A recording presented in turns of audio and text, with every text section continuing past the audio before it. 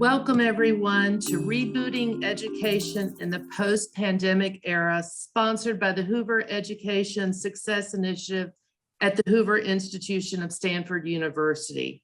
The series is the outgrowth of a set of essays about the challenges and opportunities for improving public education coming out of the COVID-19 pandemic. How to improve our schools in the post-pandemic era, which can be found on the HESI homepages on the Hoover website. This six-part series ran weekly at this hour, and today is the last session. We saved the best for last, on the topic of has school accountability outlived its shelf life? I'm Melanie Barton. I serve as a senior education advisor for Governor McMaster here in South Carolina. I also was the executive director of the South Carolina Education Oversight Committee, an independent, nonpartisan legislative committee that comprised of educators, civic leaders, business leaders who are responsible for approving our state's standards, assessments, and accountability. I have an esteemed panel that I'd like to introduce now, starting off with Secretary James Piser from the state of Massachusetts. Jim directs the Executive Office of Education in Massachusetts, which oversees early childhood education, K-12, and higher education. He is Governor Charlie Baker's most senior education advisor. He chaired the Massachusetts Board of Education from 1999 to 2006, has advised several other governors, and has served as the managing director of New Schools Venture Fund. Welcome today, Jim, from Massachusetts. We also have Michael Kirst from Stanford University. Mike is Professor Emeritus of Education and Business Administration at Stanford. He is the longest serving president of California's State Board of Education, having served 4 terms from 1975 to 1982, and again from 2011 to 2019. He's had a multifaceted education career, including Governor Jerry Brown's top education advisor. And we also have Chester Finn, Hoover Education Success Initiative panelist with us today. Checker is a senior fellow at the Hoover Institution and member of HESI's steering committee, as well as president emeritus of the Thomas B. Fordham Institute. Author of HESI's white paper on assessment and accountability.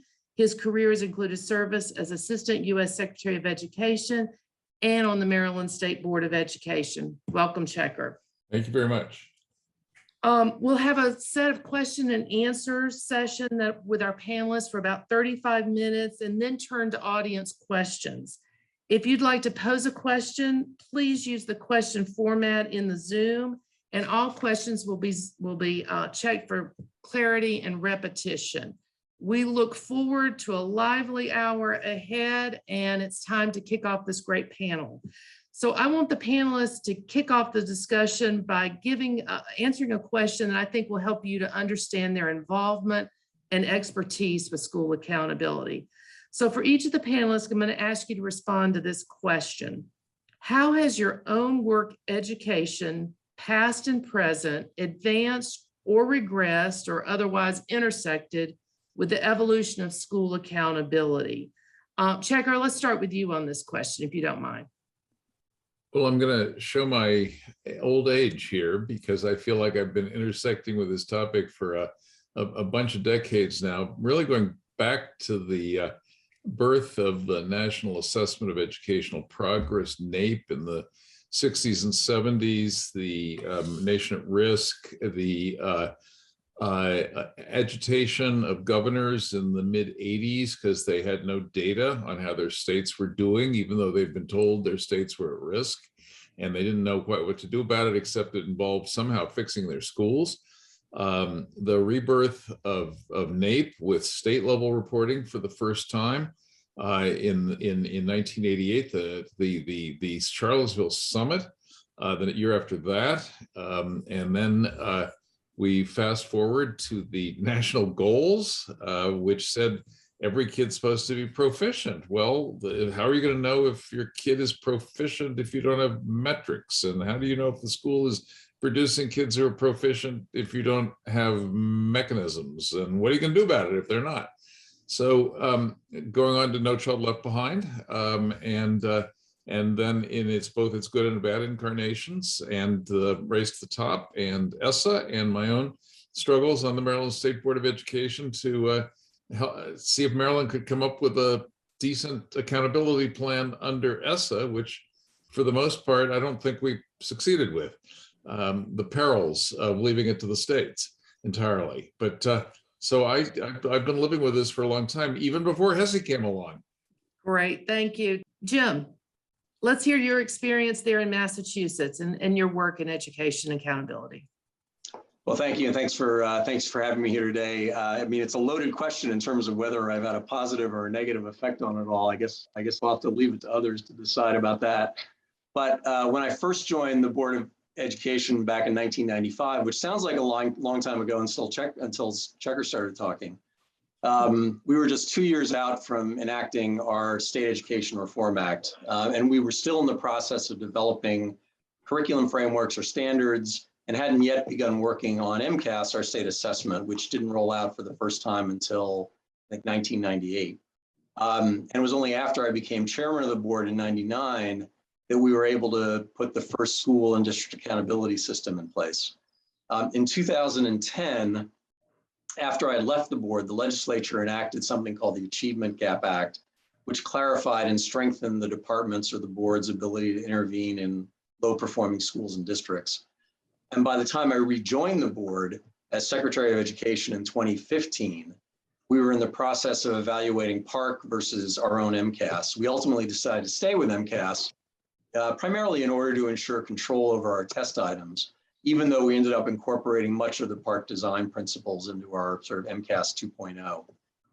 And once we made that decision, and in light of ESSA, we updated our accountability system to put a higher premium on improvement, and especially among the bottom quartile in each school and district. Of course, the way in which we measure school performance is only half of the accountability equation. The other half is what do we do when we find a school or a district is underperforming. And in 2004, we placed the first individual school into receivership or chronically underperforming status, as we call it. And today there are something like 4 schools, I think, that are considered to be chronically underperforming. Dozens of schools have been declared just underperforming, not chronically underperforming, throughout the years, which means that they are subject to closer oversight and are eligible for additional resources and technical supports, but they're not technically under the full control of the state. And many of these have subsequently exited that status, and some of them have closed. And today there are more than 20 schools that are considered to be underperforming. I wasn't on the board when the state placed Lawrence into receivership in 2012. That's a school district. But I was secretary and on the board when we placed Holyoke and Southbridge into receivership. And also when we modified Lawrence's receivership to place the district under control of sort of an autonomous board rather than simply a superintendent or receiver appointed directly by the state commissioner. So those are sort of at least the intersection points that I've had across the last 28 years or so, related more directly to school accountability. Thank you, Jim. Mike, tell us of your experience and your work there in California. Yes, well, I came back as a state board president in 2011 when Jerry Brown was reelected. The two of us ended up 40 years apart in our second term from our first term, so we hoped we learned a little bit. Some of the distinctive things that we worked on were the idea of a dashboard. We were into moldable indicators before ESSA was passed, and it found that if you had these moldable indicators that our parents and our the various community groups could understand moldable indicators, that you didn't have to reduce it to 8 and F, which drew the ire of former Governor Bush and Florida, that you had to have a single number. Yes, if people can look at the 5 things, like they can look at their car dashboard and make an understanding of it. And I think that's helped underpin accountability, sustainability in California. We're a member of the Smarter Balanced Assessment Consortium. which has is a computer adaptive test, has chances for students to go in, defend their answers. It's interactive. And we have an hour and a half performance exam at the high school and an hour at the elementary school. Very deep assessment. The states are all over the map now on what their assessments are. And I keep pleading with think tanks and others, just what are the states doing? I don't know what these assessments look like. I know what ours looks like, but we're only about 12 states. So that was important in that regard. The main thing that I think that we didn't do in accountability was to balance the capacity building to build up our teaching force and our instructional leadership cadre to really meet what accountability was telling us were our problems. So as you ratchet up accountability that much, I think you have to bring your capacity building up that much as well. We didn't do that. And I think that's really something now I'm working on through the Learning Policy Institute. I'm studying Canada, for example, Ontario, Canada, which reached 5,000 schools. So I think we need to look at that as an important area in the future. So I think we built some stronger linkages as well with our higher education institutions, where they were looking at the K-12 assessment for college placement. And I think those higher ed sending signals that what you're doing in K-12 accountability is important is, I think, another undergirding thing that helped us. So it's a work in progress. I don't think accountability has outrun its shelf life in California, but we're under some big changes coming, which I'm sure we'll discuss. That's a great segue into the next question, Mike, because we're interested in knowing, you brought up the question, has accountability outlived its shelf life, especially in the current ESSA form, or does it need an overhaul, an abolition, or doubling down? You mentioned the issue about other states. We haven't really learned what other states have done and what they've done well. And that's a fire drill, I do believe, on my other side. Jim, can you respond to that question? Have we outlived our shelf life? Well, I don't, short answer is I don't think we have. At some level, I don't think the current accountability system per se within the ESSA framework is broken. It's just not a panacea. And I think in some ways our expectations always exceed the reality. And that's why people get sort of exercised about much of this, is that that somehow they've been sold a bill of goods that if we just put an accountability system in place, everything will be better. And that's really not the case at all. And put another way, I still think standards-based reform is necessary, but not a sufficient strategy for school improvement. And people who complain about the current system seem to forget what things were like before state and federal accountability systems were put into place. Sort of as if all children used to excel in school and went on to great success in college before No Child Left Behind. Unfortunately, I think A Nation at Risk, which Checker referred to earlier and notes in his paper as well, captured the state of play pretty well back then, even if it was a bit dramatic when it talked about how if a foreign enemy had imposed this education system on us, we'd consider it an act of war. That doesn't mean it can't be improved. The accountability system, ESSA, what have you, can't be improved. But I think especially the focus should be at the state level. Although I'm a big proponent of MCAS, and I think our state assessment in Massachusetts, and I think the complaints about testing and so-called over-testing are overblown. I do think we need to continue to look at ways to improve our statewide assessments in order to make them less burdensome and more timely and more supportive of teaching and learning, and also better sources of useful diagnostic information. I think Checker's paper suggests some useful approaches in that direction. But when all is said and done, the biggest challenge we have isn't on the measurement side or the metric side. It's on the side of effective and sustainable improvement strategies or capacity building, as Mike was talking about. And that goes way beyond how and when the state intervenes in our lowest performing schools and districts, or what our measurement system is, or what our rating system is for schools and districts. And so I guess all of that is to say that I don't think we should necessarily be spending much energy on overhauling ESSA, and should instead look to the states primarily to improve and innovate, mostly within the existing federal framework. Great. Checker, follow up on that comment. That's a great segue. Well, I don't think I disagree with anything Jim just said. Let's say that. Let me say I also don't believe much in shelf life. I've found that the milk and yogurt and cottage cheese are generally good for many weeks after those dates that are printed on the boxes. And you don't have to throw it out just because it had yesterday's sell-by date on it. I think as we talk about the future of accountability, let's please keep in mind that we're in the middle of an accountability hiatus, a kind of an accountability holiday right now, triggered by the federal government's testing holiday in 2020 and what amounts to its accountability holiday in 2021.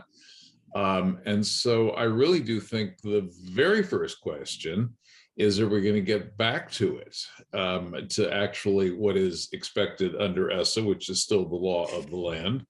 Or are people, including federal officials possibly, state officials possibly, going to be so accustomed to life without meaningful accountability, thanks to COVID and these holidays, that they say, well, we're doing fine without it. And anyway, the kids have been suffering, and some of them have a lot of ground to catch up, so let's continue the holiday.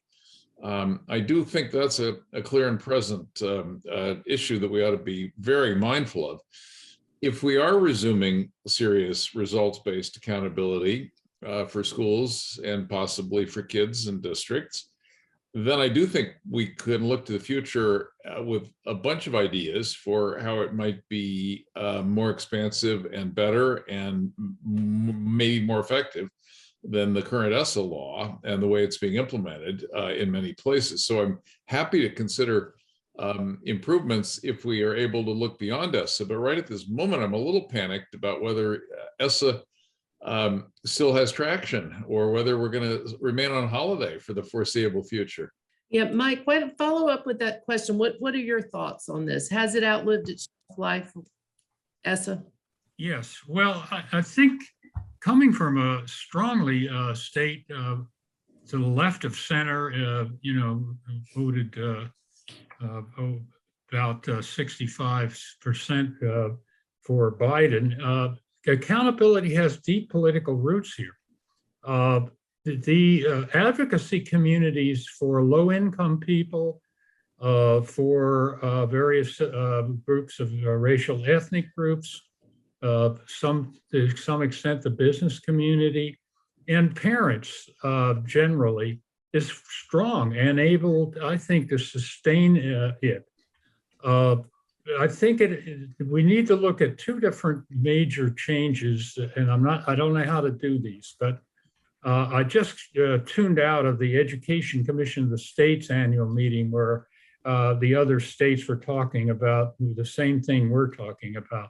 How can we make, for example, how can we make our assessments relative to classroom instruction? What I've learned in all these years, if you're not changing instruction, you're not doing that much. And so right now, we give interim tests, but they don't tell teachers how to reteach and what to do. So can we redesign the system to have which is more teacher-led formative assessment? Can we do that and link it more to statewide assessment? In other words, as somebody said today at ECS, come alongside what teachers are doing, not just layer something on top, and make it expressly a linkage between state assessment and teaching and learning in the classroom. I think that's the next frontier. I don't think ESSA hinders that in any way. The states that are experimenting with this, like Louisiana today, that I talk with, they're not being hindered by ESSA. So I think that's important. The other is something Checker hinted on in his paper for Hoover, which is an old concept called opportunity to learn. Students can't learn if they're not presented with a strong instruction. How can we find out whether they have the opportunity to learn? That calls to getting behind the classroom door and finding out more what is actually being taught. If they're not being taught something, they're not likely to learn it. So I think these are some of the new dimensions that we're trying to figure out.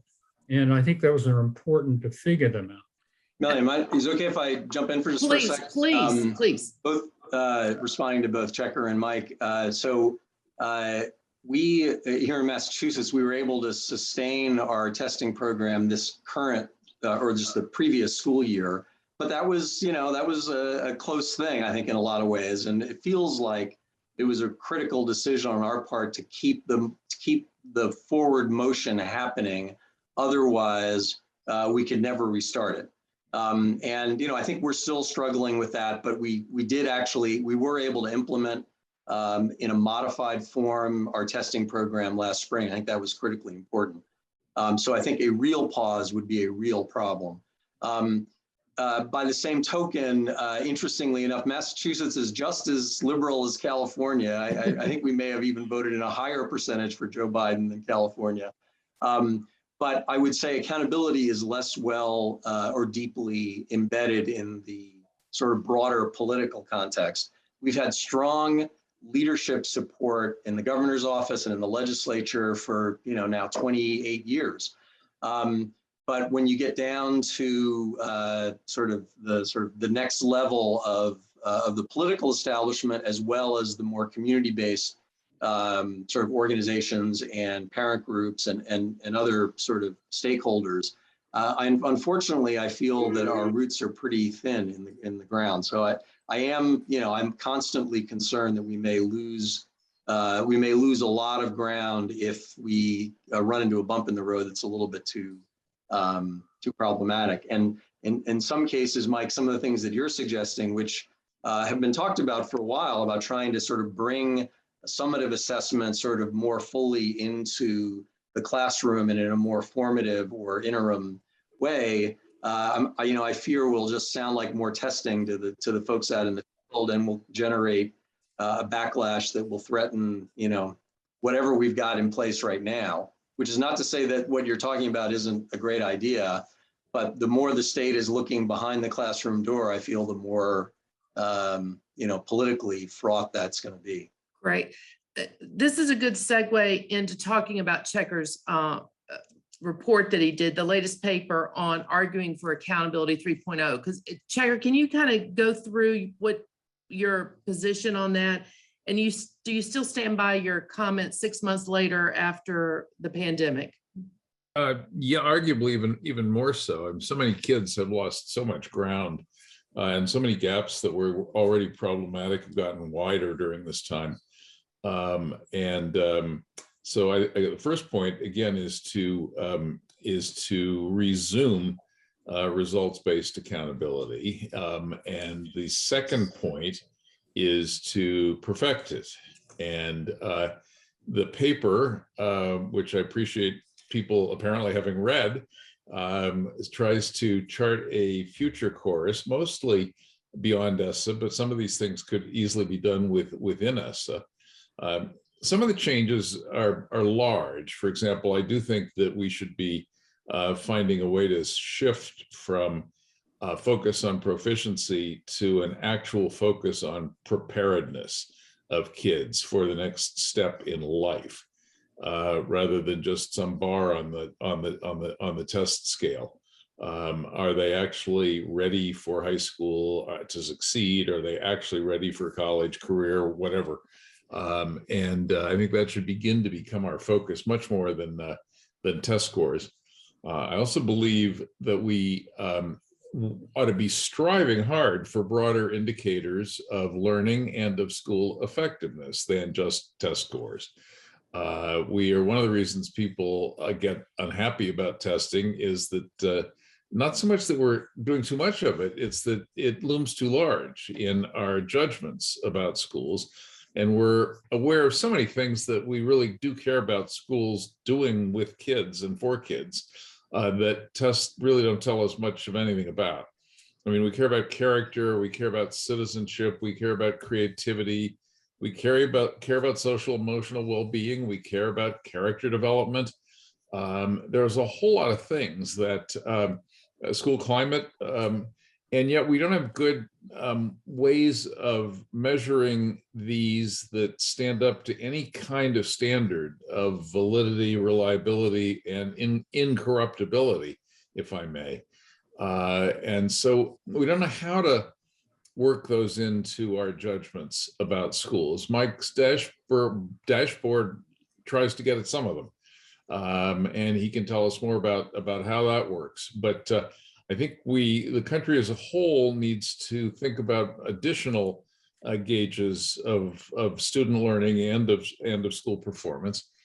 But I also think that doesn't take the place of testing. Indeed, maybe the most provocative part of the paper is really the suggestion that we need to do some more testing.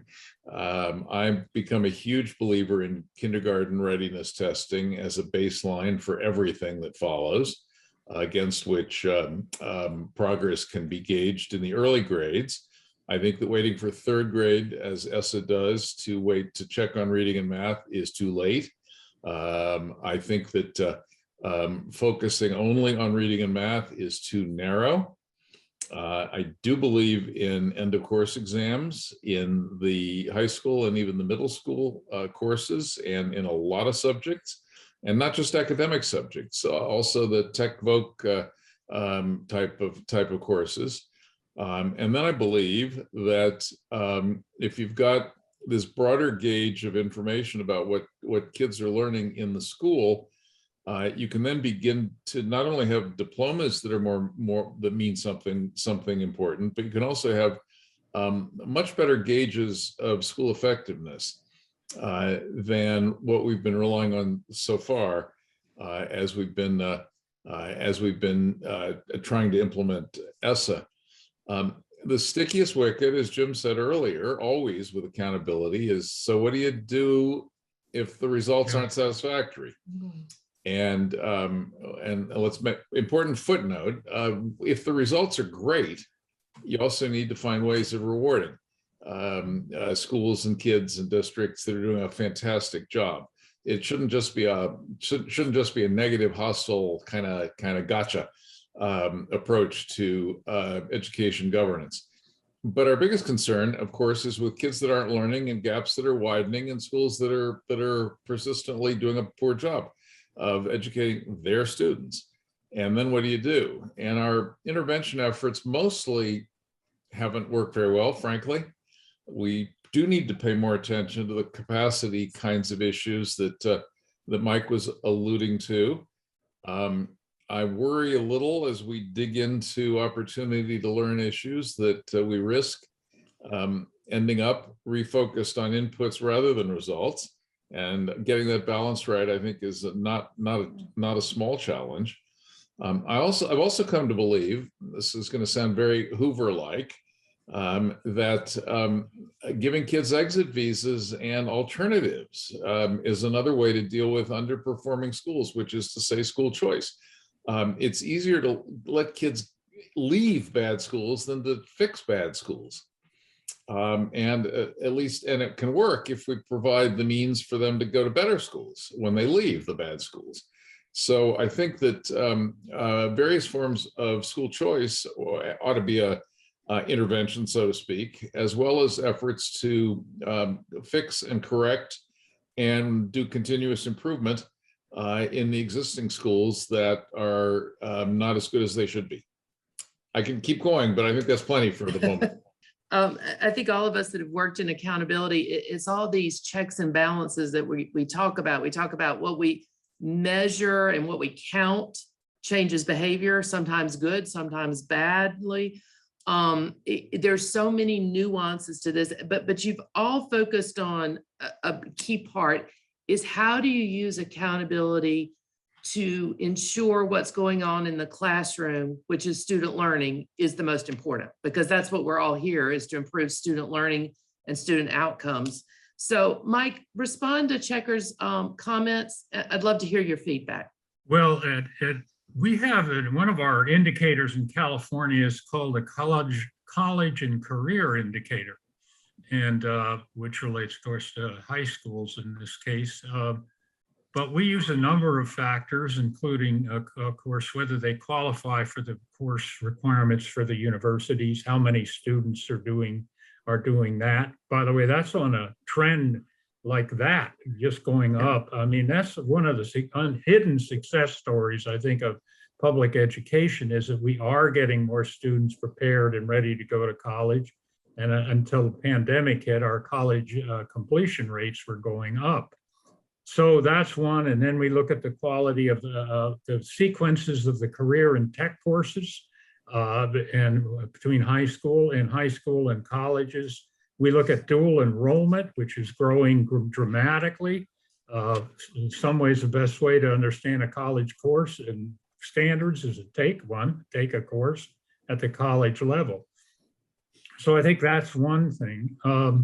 I liked end of course too, but many states that had them, including California, repealed them. It was all the rage about 10 to 20 years ago. You remember that? And I don't know why that went away. I think it was, of course, partly the over-testing issue, but I think that that is worth trying to look at again, but I'm not sure that has the political support that it does. Another thing that I ponder is the elimination of SAT, ACT in many states. 75% of the students last year didn't take SAT or ACT for college admissions. They may have taken it because the state was required, and what is that doing? How does that play into this? That was always a competitive thing between our K-12 test and the college test. And I think that's very important. What will happen with that? Will that come back? I don't know. It was not coming back in California. That's pretty clear. Not for at least 5 to 10 years, in my view. And so I think that's one that we need to ponder, and I don't quite understand the implications of that. So I think on the opportunity to learn, what I talked about was what contents and skills and other things are being presented to students. That's less test. That's not really a testing. That's really, and I don't know how to find it out on a massive scale, but I have done research with Andy Porter at the University of Pennsylvania, and we have surveys that can establish that in some ways as in terms of what teachers are teaching. So those are some comments on those. Okay. Jim, tell us about the future of accountability that you see in Massachusetts, especially coming out of the pandemic. Well, I wish I could project that. Let me first sort of respond a little bit to Checker's paper and his summary of it just a few moments ago. I mean, I do find myself in agreement with just about everything that's in there, but I am afraid, sort of coming back to a previous theme here, that the practical and the political obstacles that he identifies in the paper are all too real. And that we're, in particular right now, we're not in a moment when a comprehensive or even a multi-pronged accountability reform is possible or desirable, especially if legislation or some other sort of political act is required. Because I'm afraid once we begin to open that Pandora's box, we may end up in a very bad place. I mean, you know, end of course exams is kind of an interesting example, because I grew up in New York, went to high school at a public high school in New York, and my end of course math test and biology test was a Regents exam.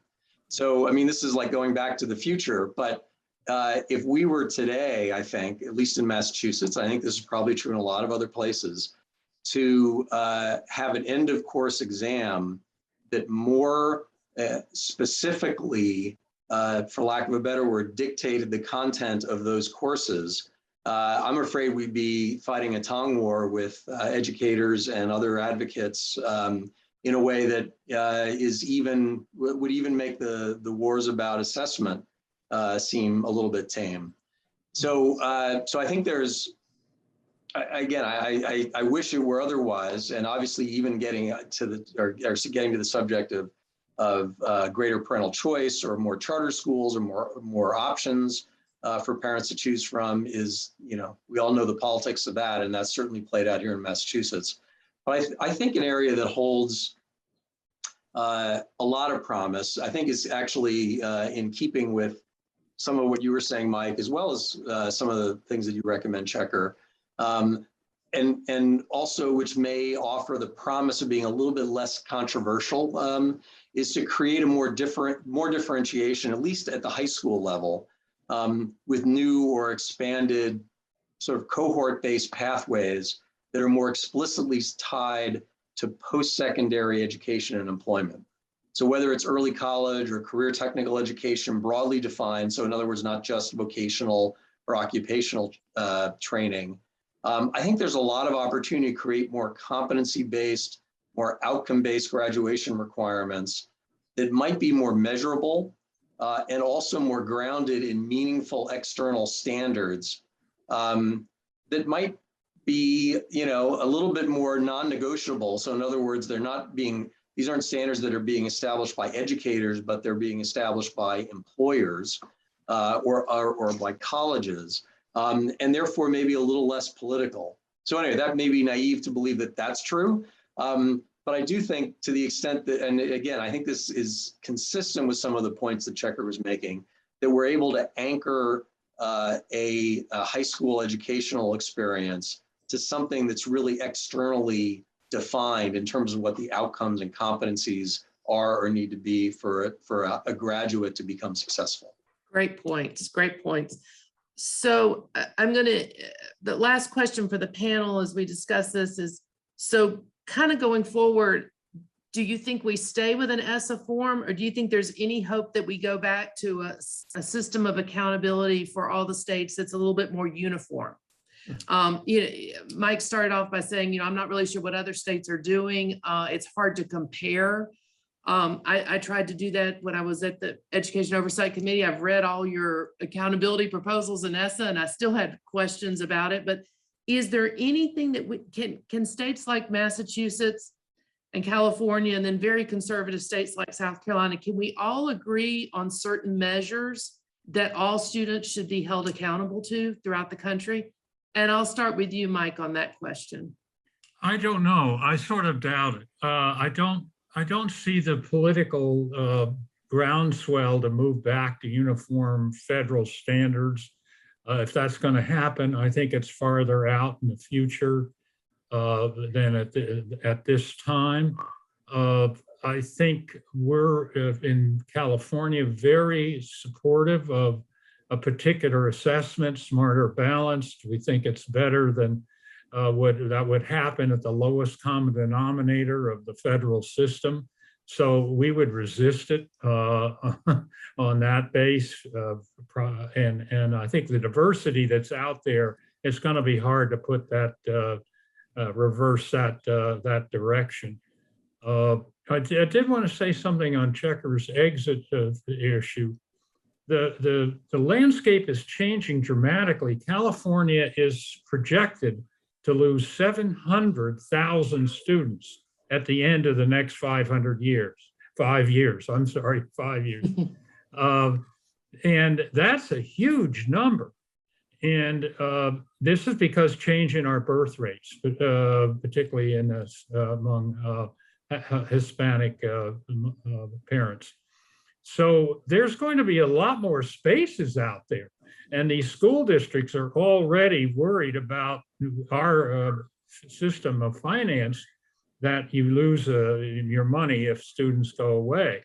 So there's going to be all of these public places that are public schools that might want more students. In the past, the argument was, well, there's no place to put them. Well, there's going to be a lot of place to put them in California. So maybe that kind of movement has more steam behind it than I think national standards and going back. How about you, Checker? What do you think?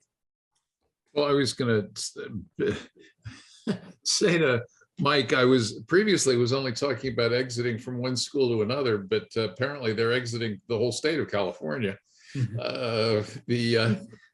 That's a different level of exit.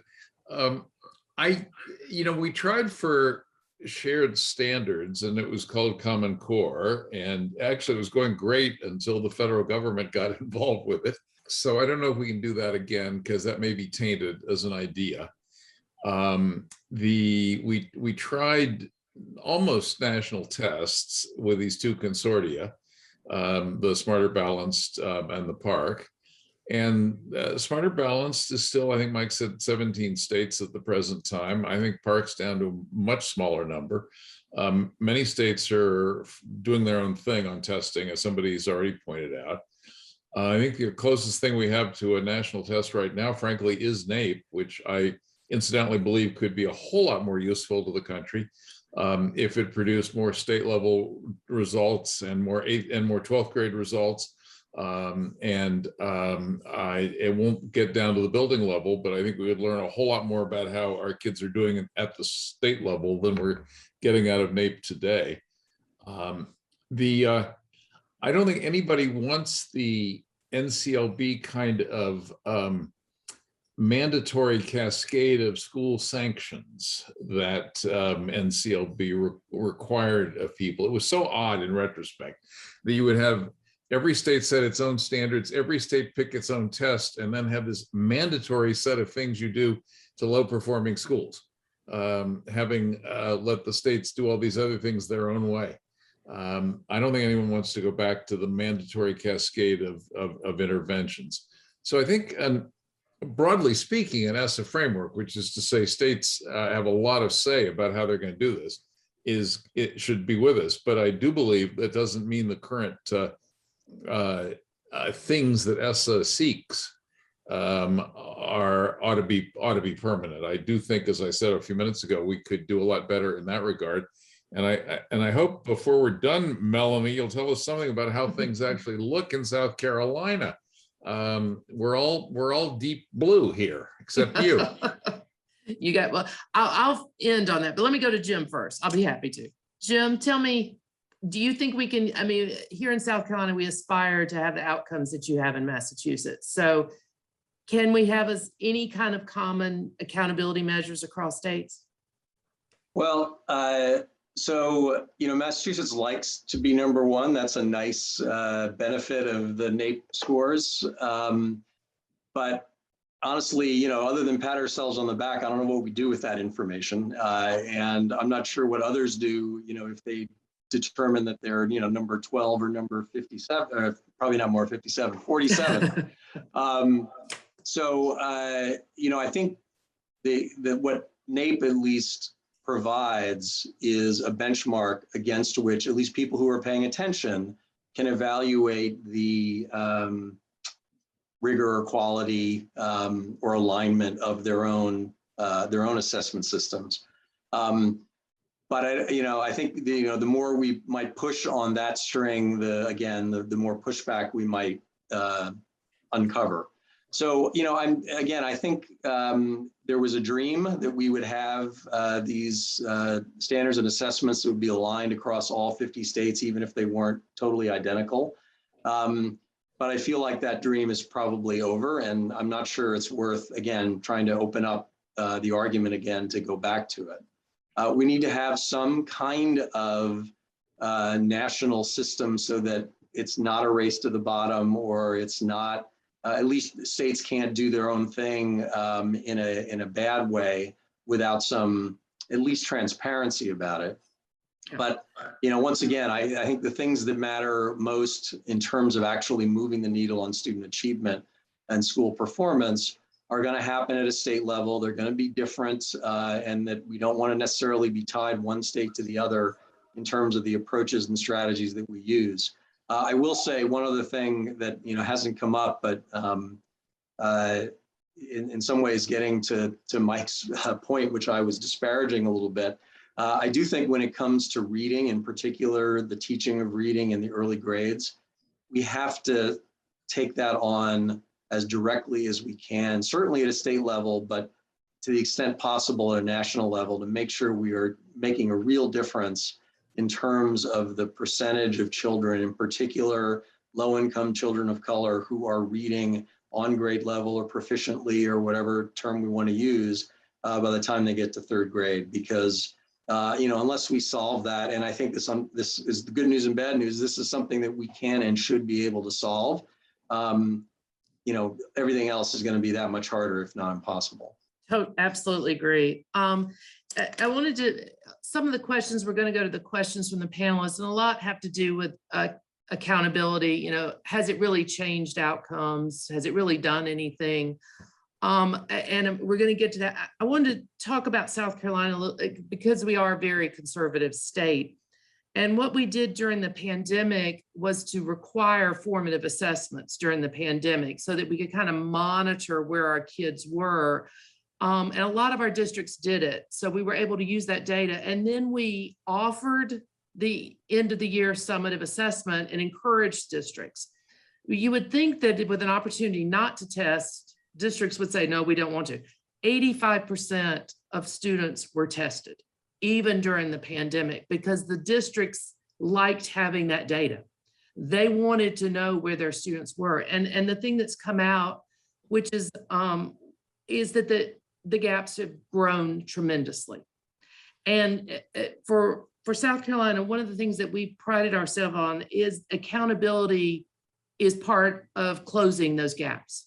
If you don't measure it, you can say you know where those gaps are in poverty, by race, but until you have that data, you can't prove it.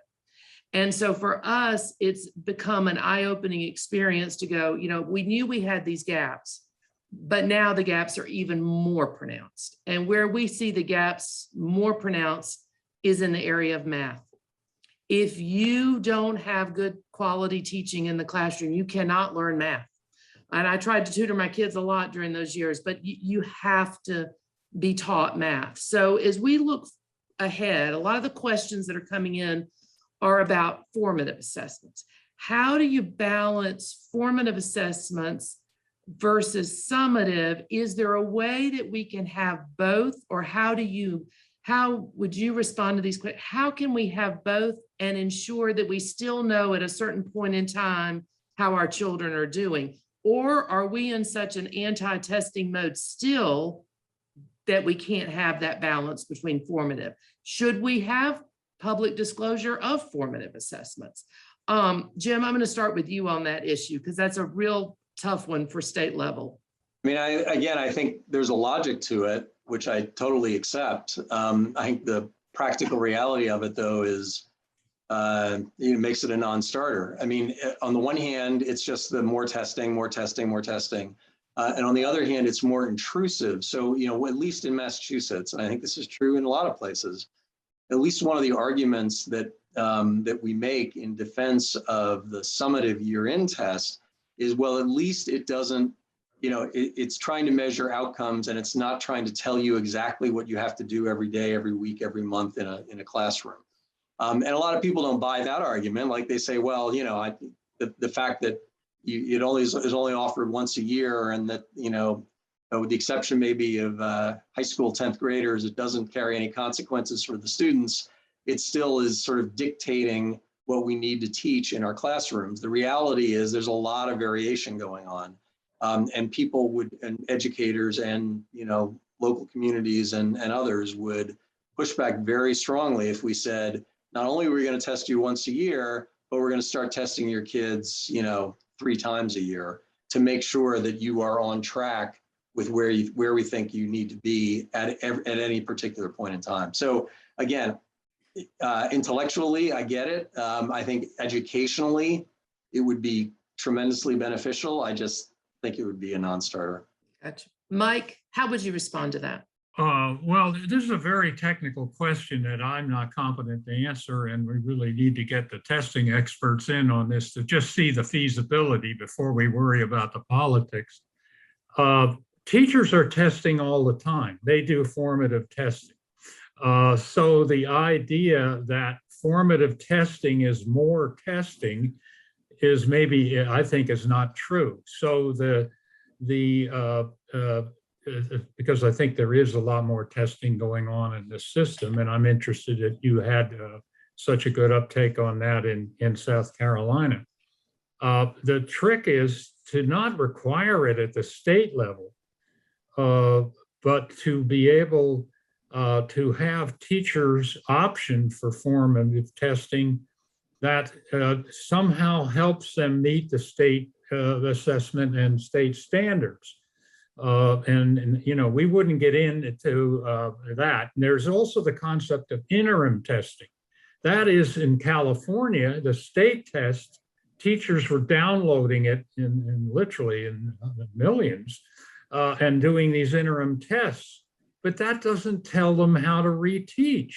That's again temperature taking. I'm telling you have a problem. It doesn't tell you what to do about the problem or help you do anything about the problem, and then to follow up with testing. So I think the interim assessment thing is not what we're talking about. But whether we can get there, I don't know. Maybe it's an impossible dream. I'm a little bit more positive about I'm more positive than Jim is about the politics of it if we could make it work. Checker, you want to weigh in on this one? Just briefly, there are some ambitious efforts underway to, as they say, roll up the formative tests into a summative test. And that might take the place of a single big end of the year summative test. So if you can do that at the state level, then I'd say the roll-up ought to be a public document that is equivalent to what we put out now. The summative tests along the way that you're going to end up rolling should probably be left to the individual teachers or schools to make the most of along the way during the year, because that's what formative tests are supposed to do during the course of the year. Is help them get better at what they're doing. But if you can roll it up and take the place of a big summative test, then sure, do it and then release that. Let the formative tests along the way stay basically out of public view. Yeah, we've had that discussion here. Some of the concerns are, would everybody be teaching to a certain timeline? I mean, you know, if you got those interim formative, you know, would you have common, and that word is bad in South Carolina, anything common. We don't like Common Core, we don't like anything common. So you think about that as far as the testing and this curriculum, and, you know, would you go to a common curriculum then? Would you, but on the other hand, you would have outcomes that are, every child would at least have exposure to the same instruction, you know, modules and things like that. One of the things that ESSA gave states was the ability to use non-academic indicators, but to come up with non-academic indicators that were reliable and valid. And that has been a challenge. I mean, we can't even define in our state what it means to be absent. I'll be truthful with you. It's been a disaster. What does attendance mean? And try to explain that to my boss, the governor, and the legislators is a hard one. Can we measure non-academic, or are you seeing any evidence that we can measure it, or are those just excuses that kind of evade the academic results? Jim, what about in Massachusetts? Are you seeing that you were able to find some non-academic indicators? Well, we have some non-test indicators. They, you know, I don't think they necessarily tell us a lot. I think it does at least provide a little bit of balance to the scorecard, which is helpful in terms of how they're viewed. There's still, you know, obviously we're focused more on overall test performance, improvement, student improvement, and in particular improvement of the bottom quartile of students. And that really drives the vast, you know, majority of the accountability system. And I do think there's, you know, there are some really interesting data points, which unfortunately are lagging indicators of school performance. I think, Checker, you mentioned some of these in your paper, but we've done some research trying to determine the outcomes in terms of college enrollment, college completion, earnings, employment and earnings for students based on their MCAS results. And what it shows is really quite encouraging and pretty dramatic, which is that students with similar MCAS scores have similar trajectories in terms of their outcomes. And when gaps occur, for example, racial and ethnic gaps between college enrollment and college completion, that's where you start to see that there are some things outside of the K-12 context that can have a big impact on those longer term outcomes. So in other words, students who have the same performance on MCAS and who go to college at the same rates and then complete college at the same rates have essentially the same employment and earnings outcomes.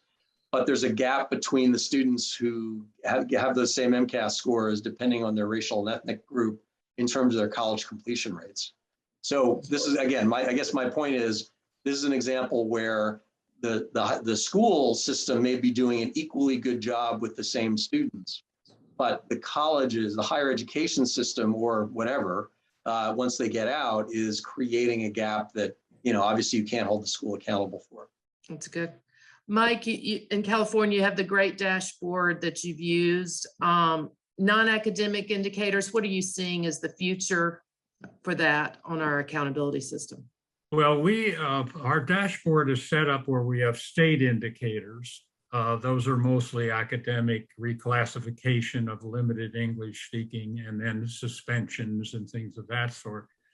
But we have a local indicator system where locals can send to us what they're doing locally in areas that they want us to know about.